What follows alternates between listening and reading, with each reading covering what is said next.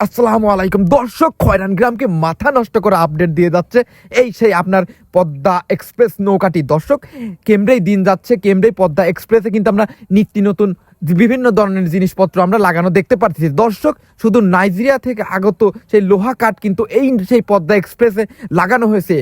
৭৯ হাত এই সেই পদ্মা এক্সপ্রেস নৌকাটি আগামী প্রজন্ম খয়রান গ্রামকে উৎসাহিত করে রাখবেন এই সেই পদ্মা এক্সপ্রেস নৌকাটির কাজ প্রায় শেষের দিকে। দর্শক, আপনারা যারা নৌকা ভাইস বা নৌকা প্রেমিক যারা রয়েছেন, আপনাদের জন্য আজকের এই ভিডিওটা কেমন লাগছে অবশ্যই এই ধরনের ভিডিও আরো পেতে আমাদের ফেসবুক পেজটি ফলো দিয়ে পাশে থাকবেন। দর্শক, পাঞ্চি নৌকা বাইজ নিয়ে আমাদের পাবনা জেলার আলাদা একটা নাম রয়েছে। যেমন ধরেন, আমাদের পাবনা জেলার মধ্যে এমন কিছু নৌকা রয়েছে, সেইগুলো পুরো 64 জেলা দেখলে কিন্তু তারা থরথরা কাঁপিয়ে ওঠে।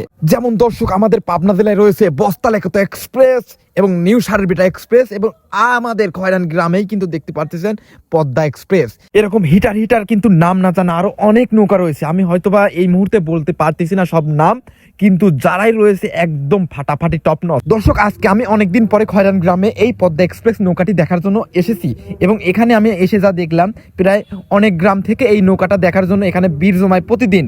তাহলে দর্শক, আপনারা নিজ চোখেই তো দেখলেন খয়রান গ্রামবাসী এই পদ্মা এক্সপ্রেস নৌকাটির জন্য একটা আলাদা সৌন্দর্য উপভোগ করছে।